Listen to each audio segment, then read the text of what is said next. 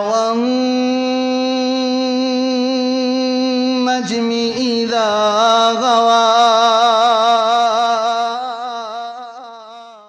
من شرور انفسنا ومن سيئات اعمالنا من يهده الله فلا مضل له ومن يضلل فلا هادي له واشهد ان لا اله الا الله وحده لا شريك له واشهد ان محمدا عبده ورسوله صلى الله عليه وسلم يا ايها الذين امنوا اتقوا الله حق تقاته ولا تموتن الا وانتم مسلمون يا أيها الناس اتقوا ربكم الذي خلقكم من نفس واحدة وخلق منها زوجها وبث منهما رجالا كثيرا ونساء واتقوا الله الذي تساءلون به والأرحام إن الله كان عليكم رقيبا يا أيها الذين آمنوا اتقوا الله وقولوا قولا سديدا يصلح لكم أعمالكم ويغفر لكم ذنوبكم ومن يطع الله ورسوله فقد فاز فوزا عظيما أما بعد فإن خير الحديث كتاب الله وخير الهدي هدي محمد صلى الله عليه وسلم وشر الأمور محدثاتها وكل محدثة بدعة وكل بدعة ضلالة۔ تمام قسم کی حمد و ثنا، تعریفات، تسبیحات، تمجیدات، بزرگی، بڑائی، پاکی، تقدیس و تحمید اللہ رب العالمین کے لیے ہے، جو کل کائنات کا خالق، مالک، رازق اور مدبر ہے۔ اور پھر لاکھوں کروڑوں درود و سلام ہوں اس ہستی اقدس و مقدس پر کہ جن کا نام نامی اسم گرامی محمد الرسول اللہ صلی اللہ علیہ وآلہ وسلم ہے۔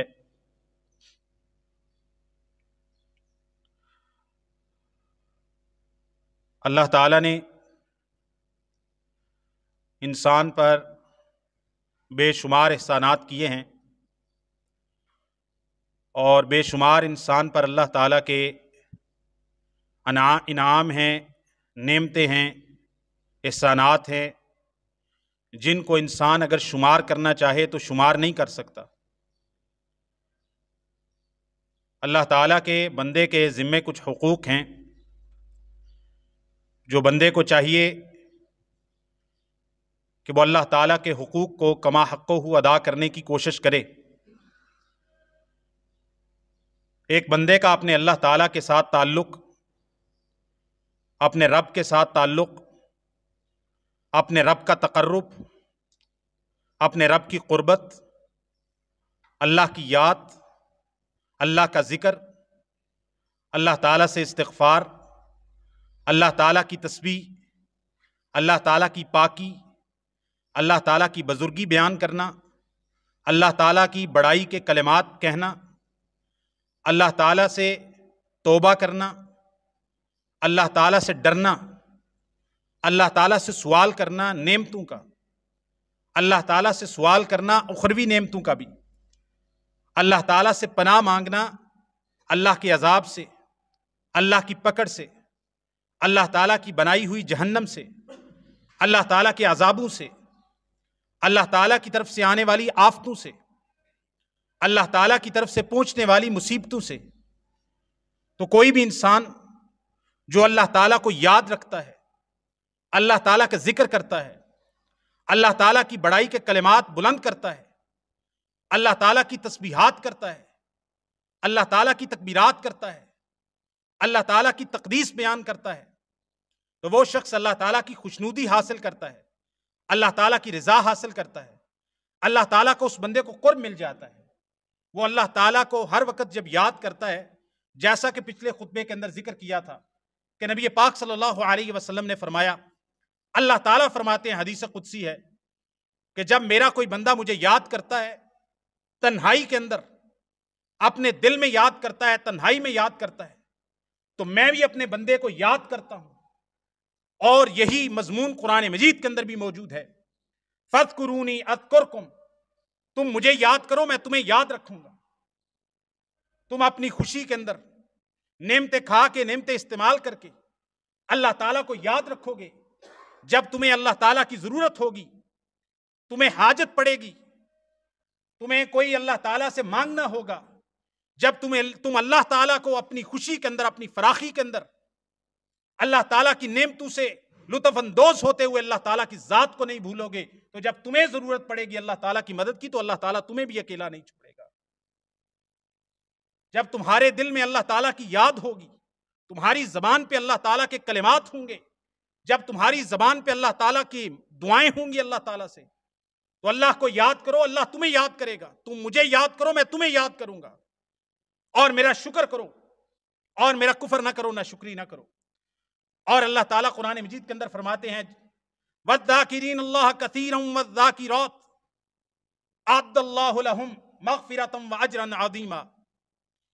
اللہ تعالیٰ کا ذکر کرنے والے لوگ، چاہے وہ مرد ہوں یا خواتین ہوں، جو اللہ کا ذکر کرتے ہیں، اللہ تعالیٰ کی یاد کرتے ہیں، اللہ تعالیٰ نے ان لوگوں کو ایسے انعامات دیے ہیں کہ اللہ کا ذکر کرنے کی وجہ سے اللہ تعالیٰ ان کے گناہ بھی معاف کر دیتا ہے، اور قیامت کے دن اللہ تعالیٰ ان کو بہت بڑے اجر سے اللہ تعالیٰ ہمکنار کر دے۔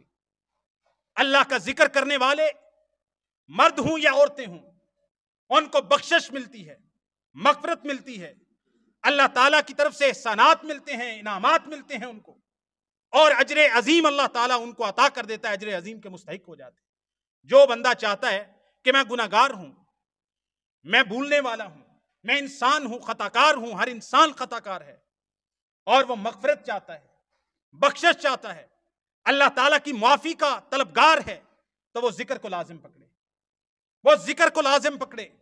چھوٹے چھوٹے ذکر، آسان، بالکل زبان کے اوپر جو آسان ہے، اور ان کے اجر اتنے کہ جن کا کوئی شمار نہیں کیا جا سکتا۔ نبی کریم صلی اللہ علیہ وسلم نے فرمایا، اللہ تعالیٰ فرماتے ہیں انا مع عبدی اذ هو ذکرنی، میں اپنے بندے کے ساتھ ہوتا ہوں جب میرا بندہ مجھے یاد کرتا ہے۔ انا مع عبدی اذ هو ذکرنی، میں اپنے بندے کے ساتھ ہوتا ہوں جب میرا بندہ میرا ذکر کرتا ہے، مجھے یاد کرتا ہے۔ وَتَحَرَّكَتْ بِي شَفَتَاهُ، جب اس کے ہونٹ میرے ذکر کے ساتھ ہل رہے ہوتے ہیں، جب اپنے ہونٹوں کو جنبش دیتا ہے، جب اپنے ہونٹوں کو اللہ تعالیٰ کے ذکر کے ساتھ ہلاتا ہے، مالک فرماتے ہیں اس وقت میں اپنے بندے کے ساتھ ہوں۔ جو بندہ اللہ تعالیٰ کی معیت چاہتا ہے، اللہ کا ساتھ چاہتا ہے، اللہ تعالیٰ کی مدد چاہتا ہے، کہ جب بھی اس کو مصیبت پڑے، ضرورت پڑے، حاجات پڑے، انسانوں کی حاجات بہت زیادہ ہیں، اور انسان اپنی کوشش اور کاوش سے اپنی حاجات کو پورا نہیں کر سکتا۔ کوئی شخص بیمار ہے، وہ ڈاکٹر سے بہترین دوا لے سکتا ہے، بہترین مشورہ لے سکتا ہے، بہترین اعلیٰ ہاسپٹل کے اندر داخلہ لے سکتا ہے، لیکن وہ شفا کا مالک نہیں ہے، شفا کی مالک اللہ تعالیٰ کی ذات ہے، تو اس کو ضرورت پڑی ہے نا۔ تو اللہ تعالیٰ فرماتے ہیں انا مع عبدی اذ هو ذکرنی وتحرکت بی شفتاہ، جب میرے بندے کے ہونٹ ہل رہے ہوتے ہیں میرے ذکر کے ساتھ، جب میرا بندہ مجھے یاد کرتا ہے، میں اپنے بندے کے ساتھ ہوتا ہوں۔ نبی کریم صلی اللہ علیہ وسلم نے سیدنا عبداللہ ابن عباس رضی اللہ تعالیٰ عنہ کو نصائح کی۔ آپ علیہ الصلوۃ والسلام فرماتے ہیں یا بنیا، آپ کے چچا زاد ہیں اور چھوٹے ہیں، 12-14 سال کی عمر ہے۔ آپ علیہ الصلوۃ والسلام کمال شفقت کے ساتھ سیدنا عبداللہ ابن عباس کو مخاطب کرتے ہوئے کہتے ہیں یا بنیا، اے پیارے بچے، یا بنیا، اے میرے پیارے بچے، تو اللہ تعالیٰ کے حقوق کا خیال رکھ، احفظ اللہ یحفظ، احفظ اللہ تجدہ تجاہک، اے بچے، اے پیارے بچے، تو اللہ تعالیٰ کی حدود کی حفاظت کر، اللہ تعالیٰ کے حقوق کی حفاظت کر، اللہ تعالیٰ کو یاد رکھ، اللہ تعالیٰ کے حقوق کو ضائع نہ ہونے دے جو تیرے اوپر اللہ تعالیٰ نے لازم کیے ہیں۔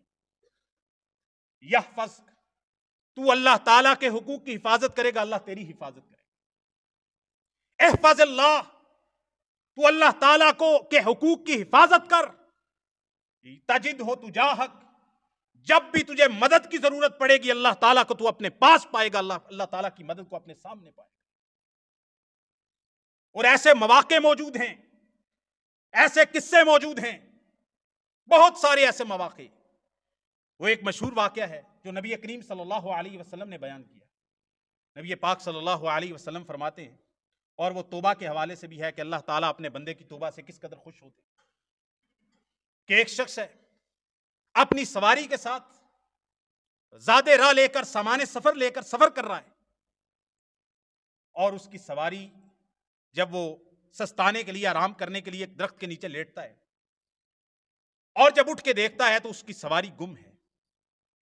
دائیں دیکھتا ہے، بائیں دیکھتا ہے، سامنے دیکھتا ہے، پیچھے دیکھتا ہے، ادھر ادھر دوڑتا ہے، کہیں سواری نہیں مل رہی. جنگل ہے، بیابان ہے، صحرا ہے، اس کا پانی اس سواری کے اوپر ہے، اس کا کھانا اس کی سواری کے اوپر ہے، اور اتنے بڑے لکودک صحرا کو عبور کرنا بغیر سواری کے، بغیر پانی کے، بغیر غذا کے، جہاں کوئی آبادی کا تصور موجود نہیں ہے، جہاں کوئی انسان مدد کو نہیں آئے گا.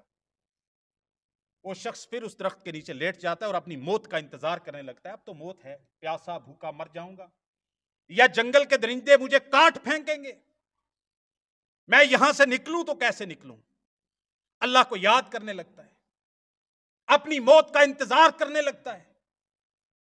ایسے ہی عالم کے اندر اس بندے کی آنکھ لگ جاتی ہے، بندہ سو جاتا ہے. جب اس کی آنکھ کھلتی ہے، سامنے دیکھتا ہے تو اس کی سواری اسی سامان کے ساتھ اس کی آنکھوں کے سامنے کھڑی ہے. وہ بندہ فرتے جذبات کے اندر اپنی خوشی پہ قابو نہ رکھتے ہوئے، ایک بندے کو موت سامنے نظر آ رہی ہو اور زندگی کی کوئی کرن نظر آ جائے، وہ بندہ کتنا خوش ہوگا. اس بندے کی خوشی کا عالم کیا ہوگا. وہ اپنے فرتے جذبات کے اندر، خوشی کے اندر، جذبات کے اندر کہہ دیتا ہے، یا اللہ میں مان گیا ہوں تو میرا بندہ ہے اور میں تیرا رب ہوں. یہ کفریہ کلمہ تھا، لیکن اس بندے نے فرتے جذبات کے اندر آ کے جب اللہ تعالیٰ کی مدد کو اپنے سامنے پایا تو اس ہوش و حواس کے اندر اس کو احساس ہی نہیں رہا کہ میں جملہ الٹ کر گیا ہوں. میں نے کہنا تھا، یا اللہ میں تیرا بندہ ہوں اور تو میرا رب ہے، جس نے مجھے اس لک و دک صحرا کے اندر، اس جنگل بیابان کے اندر، جہاں کوئی انسان نہیں، کوئی دوست نہیں، کوئی ساتھی نہیں، کوئی مددگار نہیں، اور سوائے موت کے اور مجھے کسی چیز کا اس وقت احساس بھی نہیں، مان گیا ہوں کہ تو میرا رب ہے، میں تیرا بندہ ہوں، تو نے میری مدد کی ہے اور مجھے موت کے منہ سے بچا کے زندگی، تازہ زندگی، نئی زندگی عطا فرما. یہ واقعات موجود ہیں. اللہ تعالیٰ بندے کی مدد کو وہاں آتے ہیں. نبی پاک صلی اللہ علیہ وسلم نے اسی لیے ذکر کی مجلس، ذکر کی محفل، ذکر کے حلقے، نبی پاک صلی اللہ علیہ وسلم نے ان کی تعریف کی ہے. اور آپ اس بات کو ذرا دیکھیے، سیدنا ابو الدرداء رضی اللہ تعالیٰ عنہ بیان کرتے ہیں کہ نبی کریم صلی اللہ علیہ وسلم نے فرمایا، الا انبئکم بخیر اعمالکم وازکاها وارفعها فی درجاتکم وخیر لکم فی من انفاق الذهب والورق. اے میرے صحابہ مجھے بتاؤ، الا انبئکم بخیر اعمالکم، کیا میں تمہارے اعمال صالحہ میں سے سب سے بہترین عمل تمہیں نہ بتاؤں؟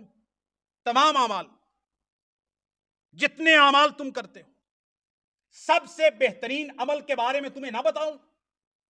وَأَزْكَاهَا عِنْدَ مَلِيكِكُمْ، اور ایسا عمل جو تمام اعمال میں سے تمہارے رب کے ہاں پاکیزہ ہے، مقدس ہے اور بہترین ہے. وَعَرْفَيْهَا فی درجاتکم، اور درجات کی بلندی کے اندر سب سے زیادہ درجات کو بڑھانے والا ہے. وَخَيْرٍ لَكُمْ مِنْ إِنْفَاقِ الذَّهَبِ وَالْوَرِقِ، اور ایسا عمل جو سب سے بہترین بھی ہے، جو تمہارے رب مالک کے ہاں سب سے پاکیزہ بھی ہے، جو تمہارے لیے سب سے زیادہ درجات کی بلندی کا سبب بننے والا بھی ہے، اور سونے اور چاندی کو اللہ تعالیٰ کے رستے میں خرچ کرنے سے افضل ہے. سونے اور چاندی کے انفاق سے، خرچ کرنے سے افضل ہے ایسا عمل. وَخَيْرٍ لَكُمْ مِنْ أَن تَلْقَوْا عَدُوَّكُمْ فَتَضْرِبُوا أَعْنَاقَهُمْ وَيَضْرِبُوا أَعْنَاقَكُمْ، اور اس سے بھی افضل کہ تمہاری ملاقات میدان جہاد کے اندر دشمن سے ہو، تم اپنی تلواروں کے ساتھ ان کی گردنیں اتار رہے ہو اور وہ تمہاری گردنیں اتار رہے ہیں۔ اس سے بھی افضل، سب سے بہترین عمل، سب سے پاکیزہ عمل تمہارے رب کے ہاں، سب سے زیادہ درجات کی بلندی کا سبب بننے والا، درجات کو سب سے زیادہ بڑھانے والا عمل، سونے اور چاندی کی اللہ کے راستے میں سونا اور چاندی بانٹنے اور خرچ کرنے سے افضل عمل، اور دشمن کے مقابلے میں جہاد کرنے اور اس کی گردنیں اڑانے سے بھی افضل عمل۔ جزوی طور پر ایسا عمل بتاؤں، صحابہ کرام کا شوق بڑھ گیا۔ اللہ تعالیٰ کے ہاں ہمارے اعمال میں سب سے بہترین عمل، ہمارے مالک کے ہاں سب سے پاکیزہ عمل، ہمارے درجات کو سب سے زیادہ بلند کرنے والا، سونے اور چاندی کو اللہ کے راستے میں خرچ کرنے سے بھی افضل، دشمن کے مقابلے میں جہاد کرتے ہوئے ان کی گردنیں مارنے اور ان کے ہاتھوں سے شہید ہونے سے بھی افضل عمل۔ یا رسول اللہ یہ کیسا عمل ہے؟ قالوا بھلا یا رسول اللہ، آقا بتائیے ایسا عمل جو سب سے پاکیزہ بھی ہو، سب سے بہترین بھی ہو، سونے چاندی سے خرچ کرنے سے بہتر ہو، جہاد فی سبیل اللہ سے بھی بہتر ہو۔ یا رسول اللہ ہمیں بتائیے ایسا عمل۔ آپ علیہ الصلاۃ والسلام نے فرمایا وہ عمل اور کوئی نہیں، ذکر اللہ، ذکر اللہ، ذکر اللہ، اللہ کا ذکر کرنا، اللہ کو یاد کرنا، اللہ تعالیٰ کے کلمات بلند کرنا، اللہ تعالیٰ کی بڑائی بیان کرنا، اللہ کی خوبی بیان کرنا، اللہ کی صفات بیان کرنا، اللہ کی پاکیزگی بیان کرنا، اللہ تعالیٰ کے لیے حمد کہنا، اللہ کے لیے تسبیح کہنا، اللہ تعالیٰ کے لیے اللہ اکبر کہنا، تکبیر کہنا، بڑائی کہنا، استغفار کرنا، توبہ کرنا، اپنی حاجات مانگنا، دعا کرنا، اللہ کا ذکر کرنا۔ آپ صلی اللہ علیہ وسلم نے فرمایا یہ تمہارے اعمال میں سب سے بہترین عمل ہے، تمہارے رب کے ہاں سب سے پاکیزہ عمل ہے، سونے اور چاندی کے خرچ کرنے سے بھی افضل عمل ہے، اور اللہ تعالیٰ کے راستے کے اندر نکل کر جہاد کرنے اور دشمنوں کو مارنے اور دشمنوں کے ہاتھوں مرنے سے بھی بہتر عمل ہے۔ کیا ہے؟ ذکر اللہ، ذکر اللہ۔ ایک شخص کہتا ہے میں سونا چاندی اللہ کے راستے میں خرچ نہیں کر سکتا، آپ کہتے ہیں اللہ کے راستے میں خرچ کرو، آپ کہتے ہیں فقراء مساکین پہ خرچ کرو، یہ تو صرف امراء کر سکتے ہیں۔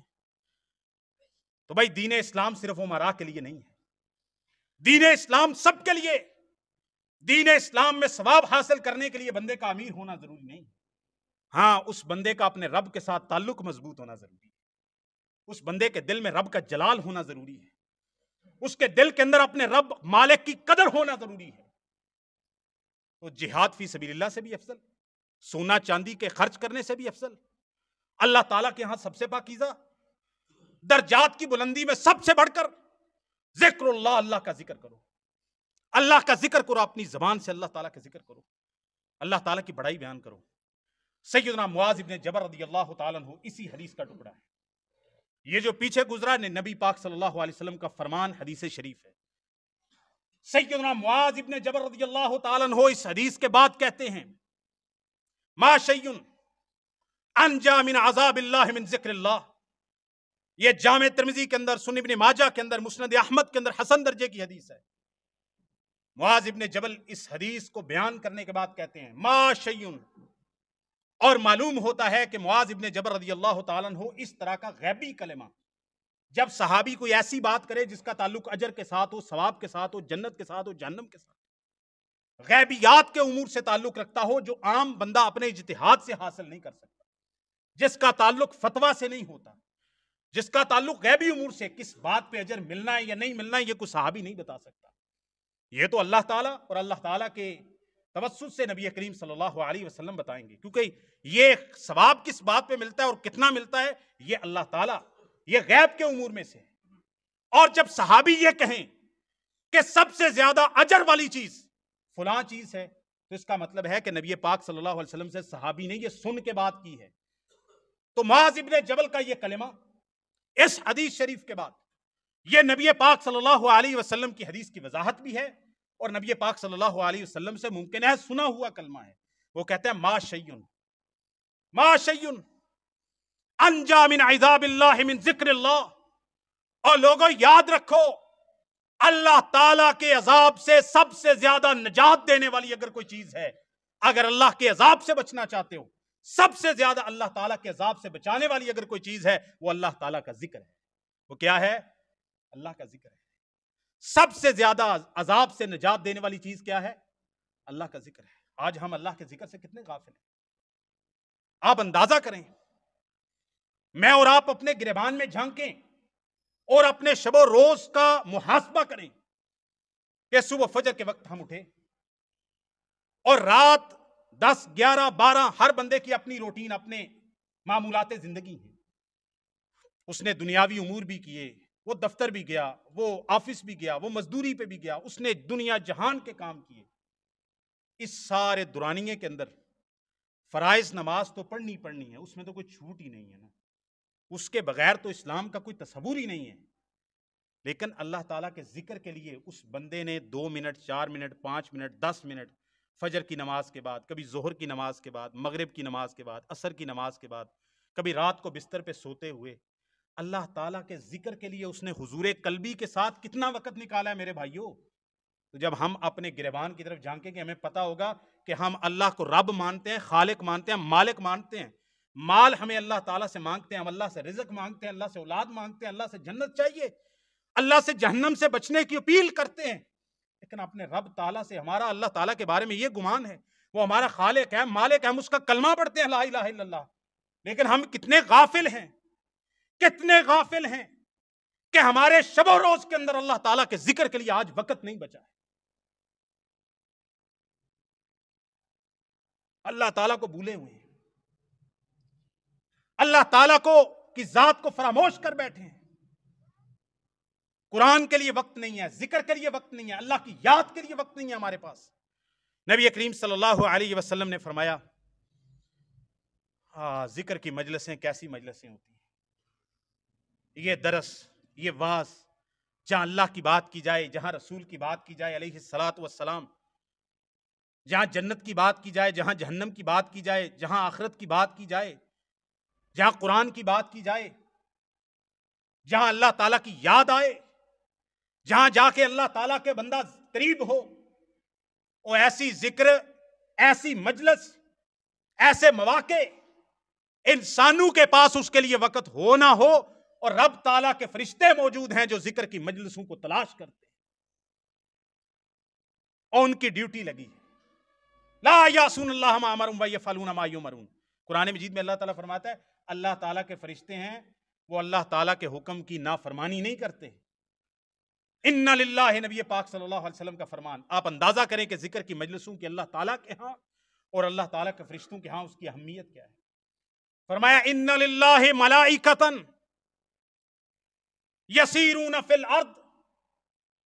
اللہ تعالیٰ کے کچھ ایسے مخصوص اللہ تعالیٰ نے فرشتے مقرر کیے ہیں، یطوفون فی الطرق، جو رستوں میں چرستوں میں، گلیوں میں، سڑکوں میں، روڈوں میں، محلوں میں یطوفون چکر لگاتے ہیں. اللہ کے فرشتے گلیوں، بازاروں اور جہاں جہاں لوگ رہتے ہیں رستوں کے چکر لگاتے ہیں، طواف کرتے ہیں، چکر لگاتے ہیں. یلتمسون اہل الذکر، وہ کیا کر رہے ہوتے ہیں؟ وہ ذکر والوں کو تلاش کر رہے ہوتے ہیں کہ ذکر کی مجلس کہاں ہے، اللہ کی بات کہاں ہو رہی ہے، رسول اللہ کی بات کہاں ہو رہی ہے، وہ دین کی بات کہاں چل رہی ہے. یلتمسون اہل الذکر، وہ ذکر کرنے والوں کو تلاش کرتے ہیں. فَإِذَا وَجَدُوا قَوْمًا يَذْكُرُونَ اللَّهَ تنادوا، جب انہیں کوئی ایسے لوگ ملتے ہیں جو اللہ کا ذکر کر رہے ہیں، اللہ کو یاد کر رہے ہیں، ذکر کی کوئی انہیں مجلس ملتی ہے، تنادوا، وہ اعلان کرتے ہیں، سب کو بلاتے ہیں. ہلموا الی حاجتکم، وہ کہتے ہیں آ جاؤ، سارے اکٹھے ہو کے آ جاؤ، جس حاجت اور ضرورت کی تلاش کے اندر تم پھر رہے تھے اور گلیوں اور بازاروں کے چکر لگا رہے تھے وہ تو یہاں پر موجود ہے، سارے اکٹھے ہو کے آ جاؤ. فرشتے ایک دوسرے کو بلاتے ہیں اور نبی پاک صلی اللہ علیہ وسلم نے فرمایا فَيَحُفُّونَهُمْ بِأَجْنِحَتِهِمْ إِلَى السَّمَاءِ الدُّنْيَا، پھر وہ فرشتے اپنے پرو کے ساتھ اس ذکر کی مجلس کو گھیر لیتے ہیں، اس پہ پرے باندھ لیتے ہیں. کہاں تک؟ فرشتوں کی یہ تعداد کتنی ہوتی ہے؟ زمین سے لے کر آسمان دنیا تک وہ پر بچھا کے ذکر کی مجلسوں کے اوپر سایہ پھینکتے فَيَحُفُّونَهُمْ فَيَحُفُّونَ بِهِمْ بِأَجْنِحَتِهِمْ إِلَى السَّمَاءِ الدُّنْيَا، وہ اپنے پروں کو پھیلا کر زمین سے لے کر آسمان تک ذکر کی مجلس کے اوپر پرے باندھ کر اور سایہ فگن ہو کے سائبان کی طرح اپنے پروں کا سایہ کر کے وہ اس ذکر کی مجلسوں کو گھیر لیتے ہیں۔ ذکر کی مجلسوں پر، دین کی بات پر، کوئی درس قرآن پر، کوئی درس حدیث پر، وہاں تو فرشتوں کا سایہ ہے، وہاں تو فرشتوں کی حاضری ہے۔ نبی پاک صلی اللہ علیہ وسلم نے فرمایا جب وہ فرشتے ذکر کی مجلس ختم ہوتی ہے، فرشتے واپس جاتے ہیں، اللہ تعالیٰ ان سے پوچھتا ہے فَيَسْأَلُهُمْ رَبُّهُمْ مِنْ أَيْنَ جِئْتُمْ، اللہ تعالیٰ پوچھتا ہے کہاں سے آئے ہو؟ وَهُوَ أَعْلَمُ مِنْهُمْ، نبی پاک نے فرمایا حالانکہ اللہ تعالیٰ ان سے زیادہ بہتر جانتا ہے کہ وہ کہاں سے آئے ہیں، لیکن مالک کا اس بات کے ساتھ اللہ تعالیٰ فرشتوں سے پوچھ کر فرشتوں کی زبان سے سننا چاہتے ہیں کہ وہ کہاں آئے ہیں، حالانکہ رب کو تو پتا ہے کہاں سے آئے ہیں، رب سے تو کوئی چیز چھپی نہیں ہے۔ اللہ تعالیٰ پوچھتے ہیں کہاں سے آئے ہو؟ فرشتے کہتے ہیں یا اللہ ہم آئے ہیں، تیرے بندے ذکر کر رہے تھے، تیری بات کر رہے تھے، کوئی قرآن پڑھ رہے تھے، کوئی حدیث پڑھ رہے تھے، کوئی سنت کا بات کر رہے تھے، کوئی طہارت کے، کوئی نماز کے، کوئی مسائل دین کی بات چل رہی تھی، یا اللہ ہم وہاں سے آئے ہیں۔ اللہ تعالیٰ پوچھتا ہے ما یقول عبادی، اچھا بتاؤ میرے بندے کیا کہتے تھے؟ حالانکہ اللہ بہتر جانتا ہے، لیکن اللہ فرشتوں سے پوچھتا ہے میرے بندوں کا سوال کیا تھا، کہتے کیا تھے؟ فرشتے سے آگے سے کہتے ہیں یسبحونک، وہ سبحان اللہ تیری تسبیحیں بیان کر رہے تھے، وَيُحَمِّدُونَک، وہ تیری حمد بیان کر رہے تھے، وَيُكَبِّرُونَک، اللہ اکبر کہہ کے تیری بڑائی بیان کر رہے تھے، وَيُمَجِّدُونَک، اور تیری بزرگی کے ترانے گا رہے تھے۔ اللہ تعالیٰ فرماتے ہیں حل راؤنی، اس جملے کا لطف لو خدا کی قسم ہے۔ اللہ تعالیٰ پوچھتا ہے حل راؤنی، فرشتوں کیا میرے بندوں نے مجھے دیکھا ہے؟ حل راؤنی، کیا میرے جو بندے میری حمد کر رہے ہیں، میری تعریف کر رہے ہیں، میری ثنا کر رہے ہیں، اللہ اکبر کہہ رہے ہیں، سبحان اللہ الحمدللہ اللہ اکبر کہہ رہے ہیں، وہ میری اتنی بڑائیاں اور میرے ترانے گا رہے ہیں، حل راؤنی، میرے فرشتوں بتاؤ کیا میرے ان بندوں نے مجھے دیکھا ہے؟ فرشتے کہتے ہیں لا واللہ ما راؤک، اے مالک کائنات اللہ کی قسم انہوں نے تجھے نہیں دیکھا ہے، دیکھا ہی نہیں، دیکھے بغیر ذکر کر رہے ہیں۔ ایسا بھی کوئی ایمان ہے کہ رب کو دیکھا ہے؟ کہتے ہیں لا واللہ ما راؤک، قسم ہے پروردگارا تیری ذات کی انہوں نے تجھے نہیں دیکھا۔ ہاں پھر بھی مجھے میری یاد کر رہے ہیں۔ اچھا فرشتوں ذرا یہ بتاؤ لو راؤنی، اگر میرے بندے میری زیارت کر لیں، اگر میرے بندے مجھے دیکھ لیتے پھر کیا ہوتا؟ آگے سے فرشتے کہتے ہیں لو راؤ کا، ابھی تو دیکھا نہیں ہے پھر بھی ذکر کے اندر مشغول ہیں، پروردگار اگر وہ تجھے دیکھ لیتے کانو اشد لکا عبادتاً و اشد لکا تمجیداً و اکثر لکا تسبیحاً، مالک ابھی دیکھا نہیں تو ان کا یہ حال ہے، اگر وہ تیرے چہرہ اقدس کا دیدار کر لیتے تو مالک ان کی تسبیح اس سے بھی زیادہ شدید ہو جاتی، زیادہ ہو جاتی، اور تیری طرف ان کی رغبت کا کوئی مقام ہی نہ رہتا۔ ابھی تو بغیر دیکھے ہے۔ یؤمنون بالغیب، پہلے پارے میں اللہ تعالیٰ نے متقین کا تذکرہ کیا تو متقین کی پہلی صفت یہ بیان کی یؤمنون بالغیب، وہ غیب پر بن دیکھے ایمان لاتے ہیں۔